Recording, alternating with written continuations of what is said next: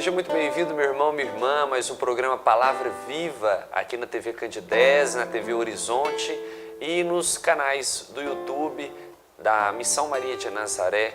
Seja muito bem-vindo a mais um programa Palavra Viva nesse dia. Estamos reunidos em nome do Pai, do Filho e do Espírito Santo. Amém. Vinde, Espírito Santo, enchei os corações dos vossos fiéis e acendei neles o fogo do vosso amor. Enviai o vosso Espírito e tudo será criado e renovareis a face da terra. Oremos, ó Deus, que instruíste os corações dos vossos fiéis com a luz do Espírito Santo. Fazei que apreciemos retamente todas as coisas, segundo o mesmo Espírito, e gozemos sempre da sua consolação por Cristo, Senhor nosso. Amém.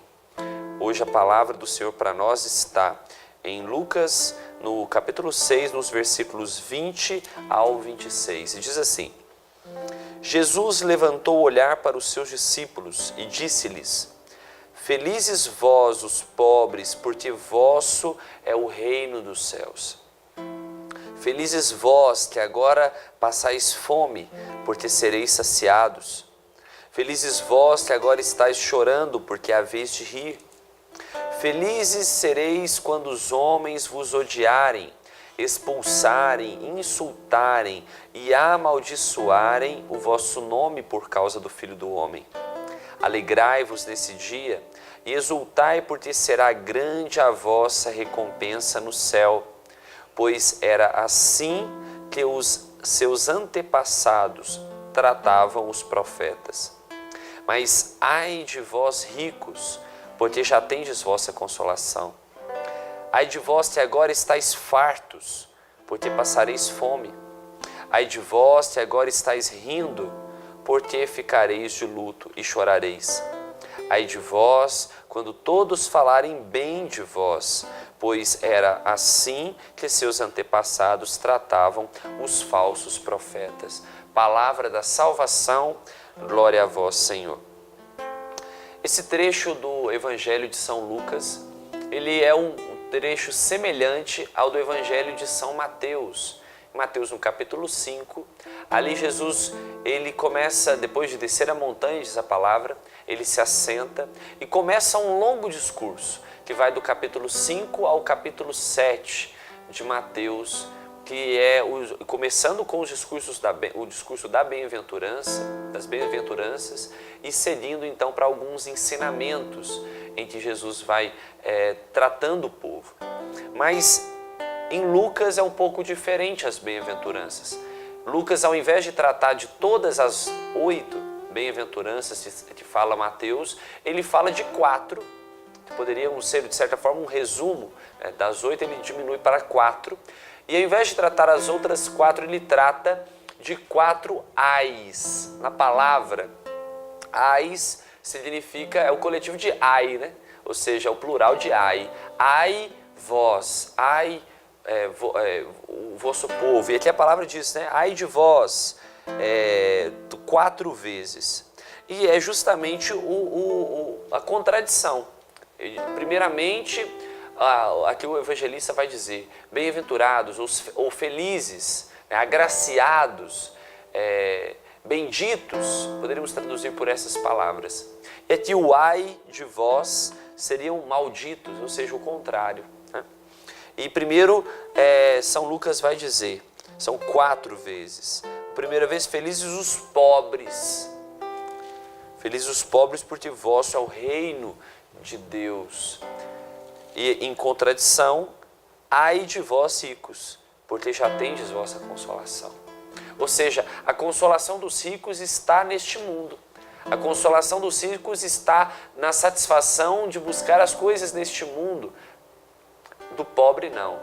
E a pobreza, enquanto aqui uma virtude, inclusive um conselho evangélico, o dia antes de nós começarmos a gravar, lembrava que nós podemos também, de certa forma, embora sejam 4 e não 3, as bem-aventuranças e as maldições, digamos, esses ais, que vão na contramão das bem-aventuranças, nós podemos lembrar dos 3 conselhos evangélicos, da pobreza, a castidade e a obediência.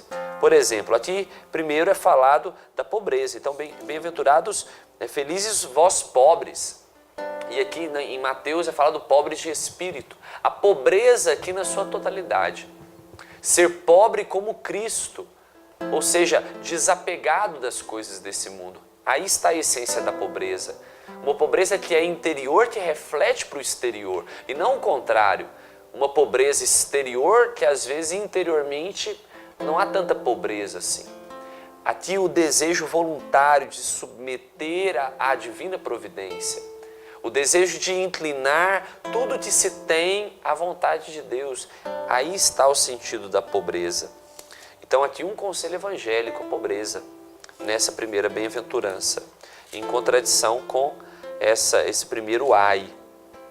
A segunda vem falar, felizes os que agora passais fome, porque sereis saciados. E depois em contradição, ai de vós estáis fartos, porque passareis fome. E aqui, nesse segundo momento, São Lucas vai dizer primeiro da fartura do alimento. A pessoa às vezes busca a satisfação nas coisas deste mundo.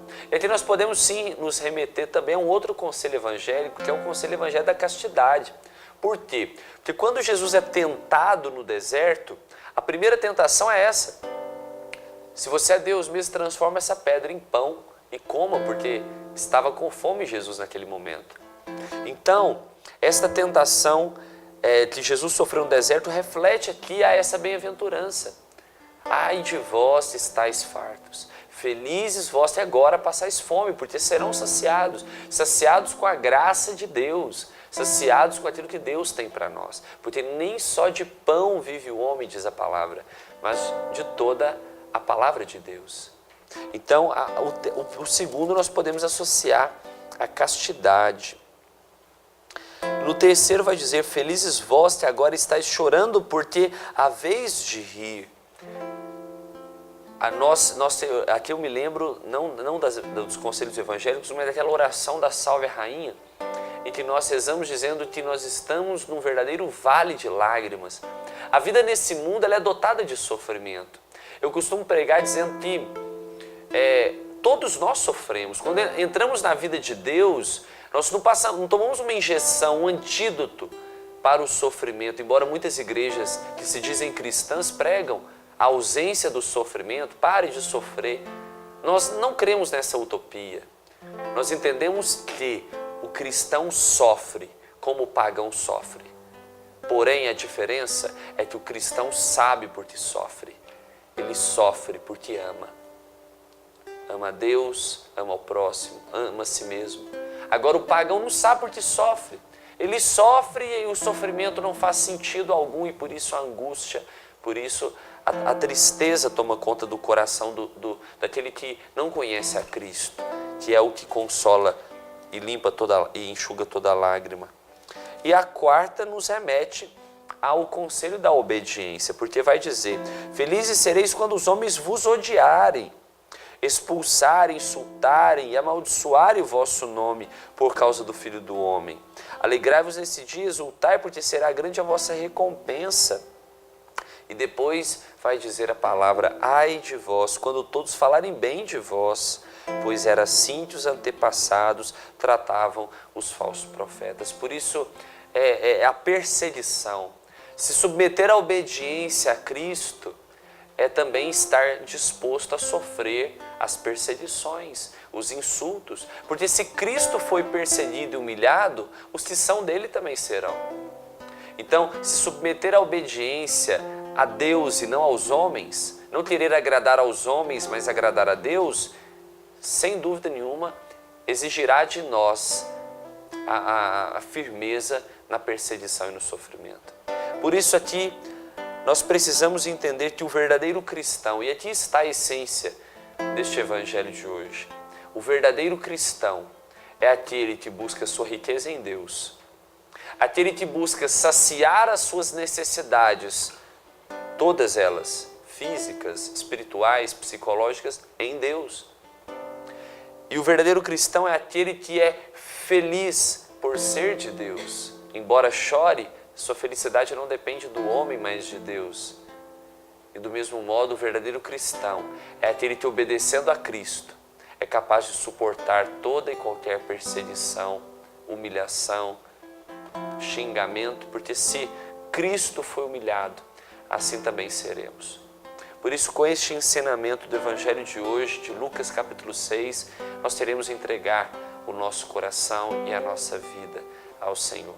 Convido você a escutar essa canção que o Mats vai cantar, o Gui vai tocar, e que daqui a pouco nós vamos voltar a refletir e rezar com essa palavra no segundo bloco. Então não saia daí e fiquemos com essa música, que ela nos ajude a refletir ainda mais o Evangelho de hoje.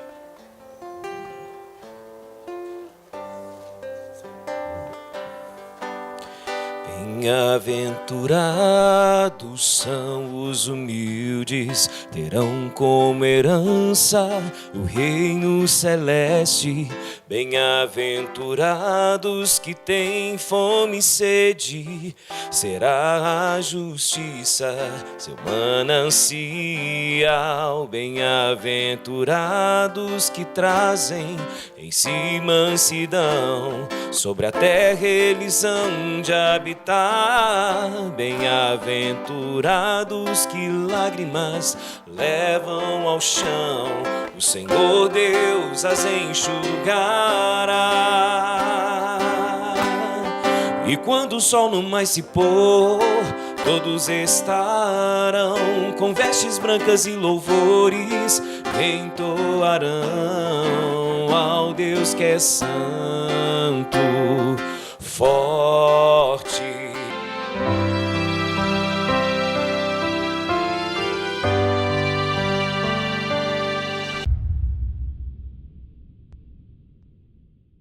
Homem e mulher, no mistério da criação, constituem dom recíproco. Isso quem nos ensina é São João Paulo II, na sua Teologia do Corpo. Ele quer dizer para nós que no matrimônio, homem e mulher, quando se entregam ao outro, se tornam um dom. Não mais uma simples entrega, mas um dom de comunhão, de se fazer um e de se tornar imagem e semelhança de Deus, que é comunhão. É muito belo, é muito lindo isso. São as sedes que o nosso coração tem de perceber a grandeza que é o amor que é expressado pelo corpo. A teologia do corpo tem essa graça de nos fazer aprender sobre o amor. Dias 15 e 16 de setembro, aqui em Divinópolis, nós teremos o Decor Minas, que vai ser um dos maiores eventos de teologia do corpo que já aconteceu no Brasil, com a presença de Christopher West. Você não pode perder. Venha participar conosco.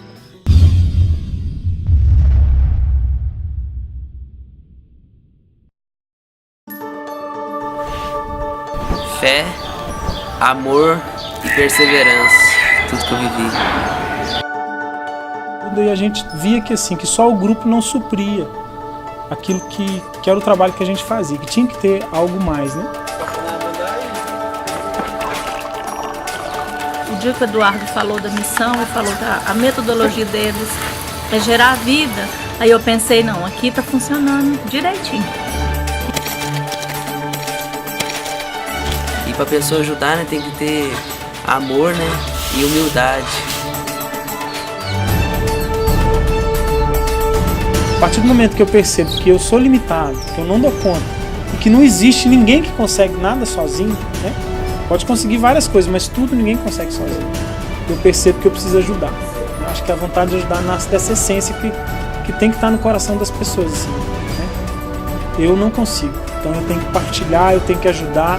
Eu tenho que fazer pelo outro, porque eu também vou precisar que faça por outro.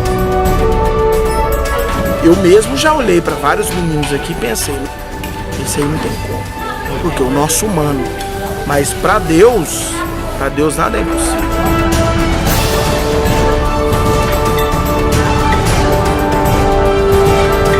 Eles precisam de carinho, amor e alguém que cuide deles, mais nada.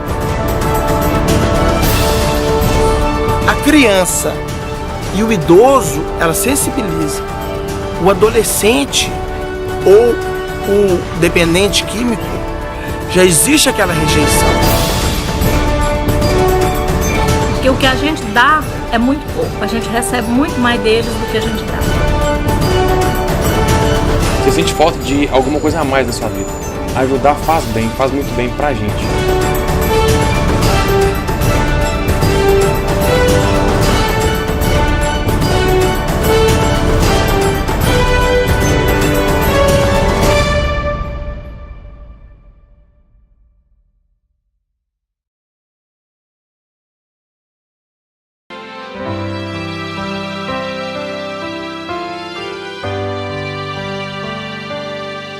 quando o sol não mais se pôr, todos estarão com vestes brancas e louvores entoarão ao Deus que é santo, forte, justo e fiel. E quando o sol não mais se pôr, todos estarão com vestes brancas e louvores entoarão ao Deus que é santo, forte, justo e fiel. Estamos de volta com mais programa Palavra Viva. Você que nos acompanha nas várias cidades dessa nossa Minas Gerais e você também que nos acompanha em tantas outras regiões pela internet. Eu quero já começar dando um recado que eu tenho dado em todo o programa, que é em relação ao evento que nós teremos. Esse é o último programa que eu divulgo esse evento, tenho divulgado desde o mês de maio, em todos os programas na TV Cante 10, agora também na TV Horizonte, que é um grande evento no ano para nós da Missão Maria de Nazaré, que é a presença do Christopher West. Agora nessa sexta-feira, dias 14, 15 e 16, nós teremos o Decor Minas, que é o maior evento de Minas Gerais sobre a teologia do corpo do Papa São João Paulo II. Haverá também no Rio de Janeiro e em Brasília. E em Minas Gerais, já que nós alcançamos principalmente esse nosso estado, é um evento imperdível. Um evento em que haverá na sexta-feira a presença do Davidson Silva, haverá no sábado palestrantes, pregadores de renome nacional, como o Padre Christian Shankar, como André Parreiras, como Tibiadeia, Fernando Gomes, doutora Fabiola Borges, ginecologista, tantas pessoas que vão explorar tanto a teologia do corpo e a Humana Vitae, que neste ano completa 50 anos, essa encíclica belíssima do Papa Paulo VI. E no domingo, o dia todo, é o seminário com Christopher West. Será imperdível este encontro e se você tiver a oportunidade de participar, temos vaga, ainda vale a pena. Agora, o que tem a ver então? Eu estou convidando já no começo para poder associar a teologia do corpo, de certa forma, um pequeno ensinamento aqui de São João Paulo II com o evangelho de hoje das bem-aventuranças. Veja bem, a teologia do corpo do Papa São João Paulo II, ela pode ser dividida de duas partes principais. A primeira parte, todas as 129 catequeses que formam a teologia do corpo, elas podem ser divididas na primeira parte, que fala sobre o ser humano, que fala sobre as palavras de Cristo para a história humana, tanto a sua origem, quanto o tempo em que vivemos, quanto o destino. A segunda parte fala da redenção do corpo, da sacramentalidade do matrimônio, trata então do celibato, do casamento e também da Humana Vitae, porque um dos propósitos da teologia do corpo é fazer um grande ensinamento sobre a Humana Vitae do Papa Paulo VI. Na primeira parte, o Papa João Paulo II fala da nossa origem, da origem da humanidade, da história da humanidade e do destino da humanidade. E para falar do destino da humanidade, desse homem escatológico, que é o homem depois da segunda vinda de Cristo, o homem do fim dos tempos, nós podemos associar esta parte com o evangelho de hoje que fala das bem-aventuranças. Porque o evangelho começa dizendo que felizes são os pobres porque vosso é o reino de Deus. Os que passais fome porque serão saciados no reino de Deus. Felizes que agora choram, porque havereis de rir no reino de Deus. E termina dizendo, felizes quando forem perseguidos, odiados pelo Filho do Homem, porque a recompensa será dada. E que recompensa é essa, senão o reino de Deus? Meus irmãos, nós precisamos entender, e a nossa fé deve estar baseada nisso, que a vida neste mundo é passageira. Quanto mais nós nos apegamos à vida neste mundo, mais distantes estamos do reino de Deus. Quando queremos nos desapegar, estar afastado das coisas deste mundo, mais facilmente buscamos aquilo que é eterno. Tem uma frase que diz, até um livro do padre Fábio de Mello, que diz: o tempo esconde o que é eterno. Neste tempo cronológico em que vivemos, nada mais é do que uma grande preparação para o tempo cairótico, o tempo da graça, da vida eterna que Deus tem para nós. Uma vez eu escutei uma pessoa dando uma formação sobre o sentido da vida e me tocou muito, porque ele dizia assim, a vida só faz sentido se o sentido da vida estiver fora da vida. Como assim? É uma reflexão filosófica, mas pense nesse livro, na Bíblia. A Bíblia só faz sentido se houver alguém que a leia, certo? Ou seja, se ninguém ler o que está aqui, ela não faz sentido. Ou seja, o sentido do livro está fora do livro. Do mesmo modo, essa câmera que eu estou olhando para ela agora, ela só faz sentido se ela for usada por alguém de fora para gravar. Ela por si só, deixada de lado, ela não faz sentido. Ela não é utilizada para aquilo que ela foi criada, sua finalidade maior. E a finalidade do ser humano é a felicidade eterna. Esta é a finalidade da vida humana. Por isso, o sentido desta vida só pode estar fora da vida. Só pode estar numa vida fora dessa. E é interessante que os filósofos existencialistas chegaram a essa conclusão. Em meados aí do século XX, um filósofo existencialista chamado Jean-Paul Sartre, ele chegou a essa conclusão dizendo que a vida não faz sentido. E por muitas vezes estimulava os jovens ao suicídio, enquanto os pulavam da Torre Eiffel, buscando o sentido da vida que estava na morte, porque afinal de contas a vida não tem sentido. A vida, para quem não crê em Deus, não faz sentido. Porque quando a pessoa se depara com a iminência da morte, ela se questiona, e agora? Que sentido terá tudo que vivi, tudo que guardei, todo o tesouro que juntei? A vida só faz sentido se nós crermos na vida eterna. Por isso eu convido você a rezar agora e a colocar a sua vida diante de Deus. Ele que nos promete a vida eterna. Nós te entregamos, Senhor, a nossa vida, nós te entregamos o nosso coração.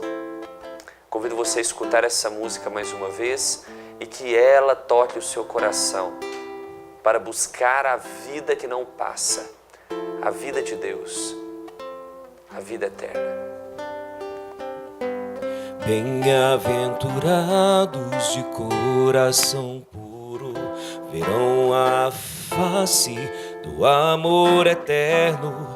Bem-aventurados que são piedosos, pois a piedade irão alcançar. Bem-aventurados que sofrem a perseguição, nas injúrias permanecem fiéis, porque será grande seu júbilo e não terá fim. A recompensa no céu já está. E quando o sol não mais se pôr, todos estarão com vestes brancas e louvores, entoarão ao Deus que é forte, santo, justo e fiel. E quando o sol não mais se pôr, todos estarão com vestes brancas e louvores, entoarão ao Deus que é santo, forte, justo e fiel.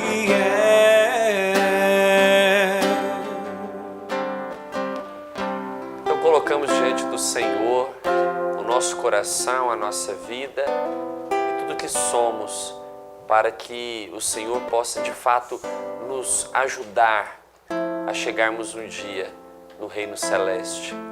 Quero encerrar o programa de hoje louvando a Deus, porque nós ficamos por muito tempo com o programa Palavra Viva na internet, depois na TV Cante 10 e agora estamos também na TV Horizonte. Divulgue o programa Palavra Viva para que a palavra do Senhor alcance tantos outros corações.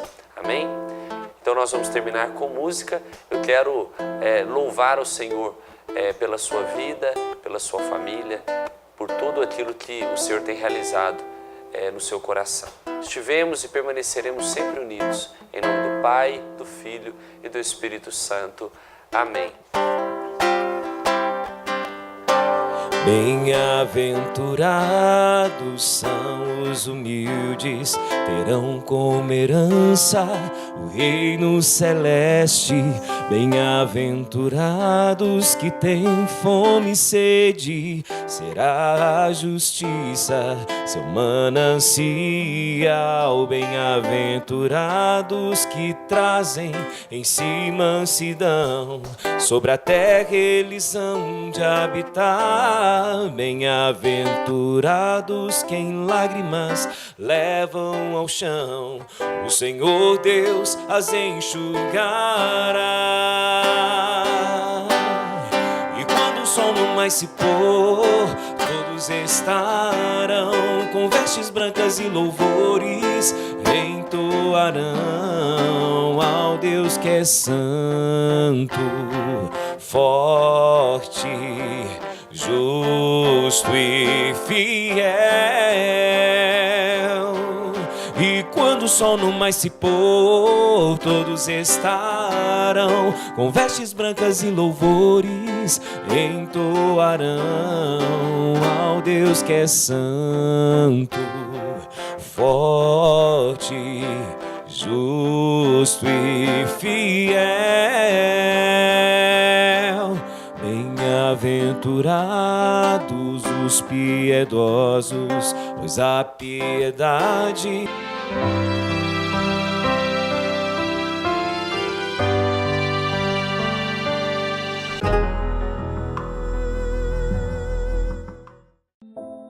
Where do we come from? Where are we going? These two questions are inseparable, and if we can't come up with compelling answers to these questions, we have no orientation in our lives. Because God has given us clues everywhere. The author of Genesis is not a scientist, he's a lover. And there's a crisis of love in the modern world. We don't know in the modern world what a person is anymore. So we need to look at our bodies poetically. We need to look at our bodies from the perspective of the divine poet who wrote the poem that is called Humanity. He wrote this poetry right into our bodies. And I want to teach you to be a poet.